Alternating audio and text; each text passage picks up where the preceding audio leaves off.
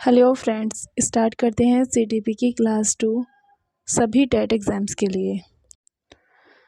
आज का हमारा टॉपिक है अभिवृद्धि एवं विकास, यानी कि अभिवृद्धि क्या होती है और विकास क्या होता है। इसको डिटेल्स में पढ़ेंगे और कोई कन्फ्यूज़न नहीं रहेगा क्योंकि दोनों को अलग अलग और सही से पढ़ेंगे। अभिवृद्धि होती क्या है?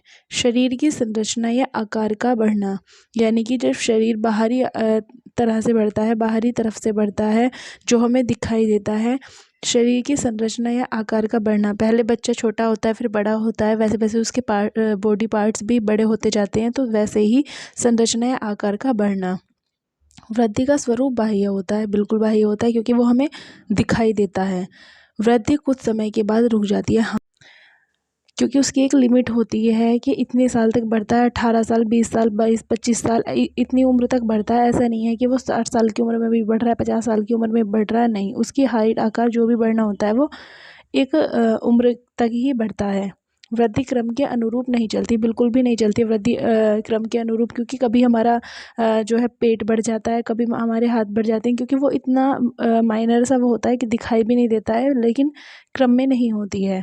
वृद्धि दिशाहीन होती है, हाँ, क्रम में नहीं होती है, दिशाहीन होती है, उसकी कोई दिशा नहीं होती है। वृद्धि का मापन किया जा सकता है, बिल्कुल किया जा सकता है, क्योंकि वृद्धि तो बाह्य होती है और दिखाई भी देती है, तो मापन किया जा सकता है। वृद्धि जीव कोशियों, यानी कि जो सेल्स होती हैं, पर निर्भर होती है। जो वृद्धि होती है वो हमारे अंदर की सेल्स पर निर्भर करती है। वृद्धि केवल परिणामात्मक होती है, हाँ, परिणामात्मक होती है, दिखाई भी देती है। वृद्धि होने से विकास हो भी सकता है और नहीं भी। वृद्धि होने से कभी कभी ऐसा होता है कि किसी बच्चे का आकार, शरीर तो इतना बढ़ जाता है, लेकिन वो 30 साल 35 साल का आदमी तो बन गया, लेकिन उसमें माइंड बिल्कुल बच्चों जैसा है। तो वृद्धि से विकास हो भी सकता है और नहीं भी, ये डिपेंड करता है उसके आनुवंशिकता, उसके पर्यावरण के ऊपर। तो वृद्धि होने से विकास हो भी सकता है और नहीं भी हो सकता। ऐसा नहीं है कि वृद्धि होगी तो विकास ही होगा, ऐसा बिल्कुल भी नहीं है। विकास क्या होता है? मानसिक, सामाजिक, संवेगात्मक तथा बौद्धिक पक्षों में परिपक्वता का आ जाना, विकास यानी कि डेवलपमेंट। वृद्धि होती है हमारी ग्रोथ, हमारी जब ग्रोथ बढ़ती है, लेकिन विकास होता है हमारा डेवलपमेंट। मानसिक, शारीरिक, संवेगात्मक, मस्तिष्क का भी हो, मन का भी हो, सामाजिक भी हो, संवेगात्मक, इमोशनली भी हो, बौद्धिक भी हो, बुद्धि का भी हो, इन सभी पक्षों में परिपक्वता आ जाना क्या होता है? विकास होता है। विकास का स्वरूप आंतरिक तथा बाह्य दोनों होता है, हाँ, आंतरिक और बाह्य दोनों। जो शरीर के अंदर भी जो डेवलपमेंट चल रहा है और बाहर भी होता है, तो दोनों साइड होता है, जीवन भर चलता है। ये ऐसा नहीं है कि एक एज में आके रुक जाता है, निरंतर चलता रहता है, तो जीवन भर चलता है। कभी ना कभी कुछ ना कुछ विकास आदमी का होता ही है, कुछ दूसरे को सीखता ही है देखकर। विकास एक निश्चित क्रम में होता है, हाँ, एक निश्चित क्रम में होता है। ऐसा नहीं है कि विकास मस्तिष्क का हो गया लेकिन सामाजिक नहीं हो पा रहा, ऐसा नहीं है, कि निश्चित क्रम में होता है। विकास एक निश्चित दिशा में होता है, निश्चित क्रम में होगा और निश्चित दिशा में भी होगा। विकास का सीधे सीधे मापन नहीं किया जा सकता, हाँ, विकास का सीधे सीधे मापन नहीं किया जा सकता, क्योंकि ये आंतरिक भी होता है और बाह्य भी होता है। लेकिन जो वृद्धि होती है वो बाह्य होती है, तो उसका मापन भी किया जा सकता है, क्योंकि वो दिखाई देती है। ये जो शरीर के अंदर है वो दिखाई नहीं देता, तो उसका मापन कैसे होगा? विकास परिणामात्मक एवं विकासात्मक दोनों होता है। जो वृद्धि होती है वो केवल परिणामात्मक होती है, लेकिन विकास जो होता है वो विकासात्मक भी होता है और परिणामात्मक भी होता है। विकास संगठनात्मक तरीके से होता है। विकास का एक संगठन है, हाँ, जितने भी विकास होते हैं उन सभी का एक संगठन क्या होता है? विकास। तो विकास संगठनात्मक तरीके से होता है। विकास वृद्धि के बिना भी संभव है, हाँ, जरूरी नहीं है कि वृद्धि हो, जो इंसान है उसका शरीर बढ़े तभी जो है विकास होगा, ऐसा नहीं है। कभी कभी होता है कि हाइट कम रह जाती है, लेकिन उसमें माइंड भी होता है, उसका मानसिक विकास भी होता है, सामाजिक भी होता है। तो विकास के लिए वृद्धि का होना, यानी कि उसकी ग्रोथ का बढ़ना ज़रूरी नहीं है। ऐसा नहीं है कि ग्रोथ हो, लेकिन जब जो वृद्धि होती है, वृद्धि होने से विकास हो भी सकता है और नहीं भी, लेकिन विकास के लिए वृद्धि का होना बिल्कुल भी ज़रूरी नहीं है। विकास को प्रभावित करने वाले कारक, विकास को 2 कारक प्रभावित करते हैं, कौन कौन से? आनुवांशिकता और वातावरण या पर्यावरण। आनुवांशिकता क्या होती है? हेरिडिटी।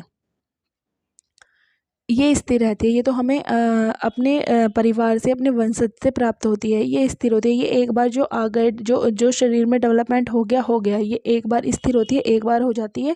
और ऐसा नहीं है कि हमारे जो आनुवंशिकता है वो बदल जाती है, नहीं। लेकिन पर्यावरण और या वातावरण, ये क्या होता है, परिवर्तन संभव होता है, क्योंकि हम जैसे भी माहौल में जाएंगे, जैसे भी वातावरण में जाएंगे, वैसा ही रहेगा। आनुवंशिकता क्या, आनुवंशिकता हमारी आंखों का अगर जो कलर है वो ब्लैक है तो ब्लैक ही रहेगा, वाइट तो हो नहीं जाएगा, ब्राउन तो हो नहीं जाएगा।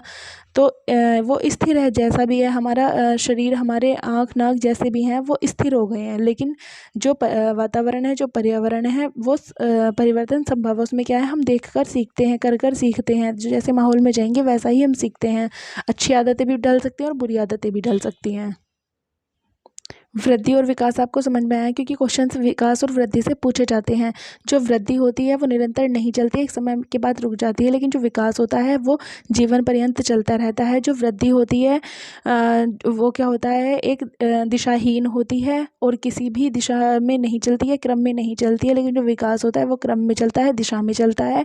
और वृद्धि का मापन किया जा सकता है, लेकिन विकास का मापन नहीं किया जा सकता, क्योंकि वो बाह्य और आंतरिक दोनों होता है। लेकिन जो वृद्धि होती है या अभिवृद्धि होती है वो केवल बाह्य होती है। वृद्धि का वृद्धि के केवल परिणामात्मक होती है, लेकिन जो विकास होता है वो परिणामात्मक और विकासात्मक दोनों होता है। वृद्धि होने से विकास हो भी सकता है और नहीं भी हो सकता, कोई गारंटी नहीं होती है कि वृद्धि होगी तो विकास होगा ही होगा, ऐसा नहीं है। लेकिन वृद्धि हो या ना हो, विकास होगा। ऐसा नहीं है कि वृद्धि होगी तभी विकास होगा, ऐसा भी नहीं है।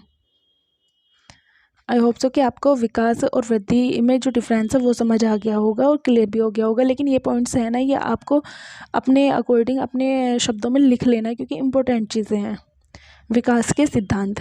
तो विकास के सिद्धांत है सामान्य प्रतिमान का सिद्धांत। सामान्य प्रतिमान का सिद्धांत क्या होता है, इसके अनुसार प्रत्येक जाति अपनी जाति के अनुरूप के विकास के प्रतिमान का अनुसरण करती है। ये क्या होता है, सामान्य प्रतिमान का सिद्धांत। जो को इसके अंदर क्या होता है कि जैसी जाति होती है वो वैसा ही, जैसे मनुष्य होता है तो उनके जो बच्चे होते हैं वो उनकी तरह ही बिहेव करते हैं, अनुकरण करते हैं। जैसे हाथी का बच्चा हाथी की तरह अनुसरण करता है, उसकी तरह व्यवहार करता है, उसकी जैसी चीज़ें करता है। जो शेर होता है उसका बच्चा उसी की तरह करता है, कुत्ते का बच्चा कुत्ते की तरह करता है। तो अपनी जाति के अनुरूप ही उनका विकास के प्रतिमान का अनुसरण करते हैं। वो वैसे जैसे उनके बड़े करते हैं वैसे ही वो करते हैं। निरंतरता का सिद्धांत। विकास कभी न रुकने वाली प्रक्रिया है, और जो ये विकास होता है उन्हीं के अकॉर्डिंग होता है। निरंतर चलने वाली प्रक्रिया होती है, कभी विकास कभी नहीं रुकता है। ये हमने पीछे पॉइंट भी पढ़ा था। सामान्य से विशिष्ट क्रियाओं का सिद्धांत। विकास सदैव सामान्य से विशिष्ट क्रियाओं की ओर चलता है, न कि विशिष्ट से सामान्य की ओर। पहले हम जो होते हैं वो सामान्य चीज़ें सीखते हैं, तब हम विशिष्ट की तरफ बढ़ते हैं। ऐसा नहीं है पहले हमने स्पेशल चीज़ें सीख ली और फिर हम जनरल चीज़ों की साइड आ रहे हैं, तो नहीं। विकास हमेशा क्या होता है, सामान्य से विशिष्ट की ओर जाता है। विकास की दिशा का सिद्धांत। विकास की दिशा जब सिर से पैर की तरफ चलती है, यानी कि जब विकास सिर से पैर की तरफ चलता है तब इसे कहते हैं मस्कादोमुखी। और जब विकास मध्य से शुरू होकर बाहर की तरफ चलता है तब इसे कहते हैं समीप दुर्भिमुख कहा जाता है। जब सिर से पैर की तरफ मस्कादोमुखी, सिर से यानी कि मस्तिष्क, सिर का अर्थ लगा लेना मस्तिष्क से, और मस्तिष्क से मस्कादोमुखी याद रहेगा। और जब मध्य से शुरू होता है तो मध्य से शुरू होने पर क्या होता है, समीप दुर्विमुख कहा जाता है इसको। ये भी क्वेश्चन में पूछा गया है कि सिर से पैर की तरफ अगर विकास हो रहा है तो वो कौन सा विकास है, तो मस्कादोमुखी विकास है। और जो मध्य से शुरू होकर बाहर की तरफ को आता है, जो विकास बाहर की साइड को चलता है, उसे कहते हैं समीप दुर्विमुख कहा जाता है। पूर्व अनुमान का सिद्धांत। पहले से ही अनुमान लगा सकते हैं कि विकास किस दिशा में ज़्यादा होगा। हम पहले से ही अंदाज़ा लगा लेते हैं, पहले से ही, क्योंकि जब हम बच्चे को बच्चा जब शिशु होता है फिर बड़ा होता है, जब बच्चे को हम देखते हैं तो उसकी कुछ चीज़ें या कुछ हरकतें देख कर हमें पता चलता है कि ये किस चीज़ में अच्छा विकास कर पा रहा है। कुछ बच्चे बोलने में अच्छा विकास करते हैं, कुछ समझदार होते हैं, कुछ ज़िद्दी हो जाते हैं। तो ये कहते नहीं है कि बच्चे के पाँव पालने में ही दिख जाते हैं। तो पूर्व अनुमान का सिद्धांत यही कहता है कि हम पहले से ही आइडिया लगा लेते हैं कि विकास किस दिशा में ज़्यादा होगा और किस में कम। एकीकरण का सिद्धांत। बच्चों में एकीकरण का गुण पाया जाता है। जब हम किसी एक काम को करने के लिए अपने हाथ पैरों को एक साथ मिलाकर काम करते हैं, वह एकीकरण कहलाता है। जब हम, जैसे मैं पेन पकड़ने के लिए मुझे सारी ऐसे फिंगर पकड़नी होती हैं, ऐसा नहीं है कि मैं इस ऐसे पकड़ूंगी या सिंगल फिंगर से पकड़ के कर दूंगी या इन दो से, नहीं, ऐसे भी नहीं होगा। जो जितनी फिंगर का हमें सपोर्ट चाहिए उनको जोड़ना एकीकरण कहलाता है। यानी कि किसी काम को करने के लिए हाथ पैरों को इकट्ठा करके चलना एकीकरण कहलाता है। अंतर संबंधित विकास का सिद्धांत। संवेगात्मक, शारीरिक, बौद्धिक, सामाजिक तथा अन्य प्रकार के सभी विकास अंतर संबंधित और परस्पर निर्भर होते हैं। जितने भी विकास होते हैं, चाहे सामाजिक हो, सांवेगिक हो, शारीरिक हो, मानसिक हो, कैसे भी विकास होते हैं, वो सब एक दूसरे से इंटरलिंक करते हैं, एक दूसरे से संबंधित होते हैं और एक दूसरे से परस्पर निर्भर होते हैं। यानी कि एक विकास के साथ साथ दूसरा विकास भी हो जाता है और दूसरे विकास को करने के लिए एक विकास का मतलब दूसरे विकास का होना भी ज़रूरी है। तो कुछ विकास जो होते हैं वो मतलब अधिकतर विकास जो होते हैं वो एक दूसरे पर निर्भर होते हैं। क्वेश्चन आ सकता है कि सभी विकास एक दूसरे पर या परस्पर निर्भर होते हैं? संवेगात्मक, शारीरिक या सामाजिक विकास परस्पर एक दूसरे से संबंधित होते हैं, संबंधित नहीं होते हैं? क्वेश्चन आया हुआ भी है ये वाला। व्यक्तिगत विभिन्नता का सिद्धांत। बच्चों का विकास व्यक्तिगत विभिन्नता पर निर्भर करता है तथा उसी के अनुसार चलता है। व्यक्तिगत विभिन्नता का सिद्धांत क्या होता है कि प्रत्येक व्यक्ति एक दूसरे से अलग है। कोई भी दो व्यक्ति एक जैसे नहीं है। किन्हीं भी माँ बाप के दो बच्चे सेम नहीं हो सकते। सबका जो व्यक्तित्व होता है वो अलग होता है और कोई भी जुड़वा बच्चे भी सेम व्यक्तित्व के नहीं होते हैं। तो सभी का अपना व्यक्तित्व अलग होता है और उनका विकास भी उनके व्यक्तित्व के अकॉर्डिंग होता है। कुछ बच्चे बहुत तेज होते हैं, उनका विकास जल्दी होता है। कुछ बच्चे थोड़े स्लो होते हैं, उनका विकास थोड़ा धीरे होता है। तो सभी का विकास उनके व्यक्तित्व पर निर्भर करता है, उनकी व्यक्तिगत विभिन्नता पर निर्भर करता है। वर्तालुकार बनाम रेखीय प्रगति सिद्धांत। विकास कभी भी रेखीय नहीं होता है, कभी भी सीधी रेखा में नहीं होता है। विकास की गति कभी तेज तो कभी धीमी होगी, यानी कि धीमी होती है। ये क्या होता है, हमने पीछे पढ़ा था विकास जो है वो सीधे सीधे नहीं मापा जा सकता। ये वही है, सीधे सीधे नहीं मापा जा सकता, सीधी रेखा में नहीं होता है। विकास की गति कभी तेज होती है तो कभी धीमी होती है। लेकिन हाँ, विकास निरंतर चलता रहता है, जीवन पर्यंत चलता है। लेकिन कभी विकास की गति तेज हो जाती है, कभी धीमी हो जाती है, लेकिन रुकता कभी नहीं है। क्लास को यहीं एंड करते हैं। आई होप सो कि आपको क्लास पसंद आई होगी। क्लास पसंद आई हो तो प्लीज़ क्लास को लाइक करें, शेयर करें, कमेंट करें और चैनल को सब्सक्राइब करें।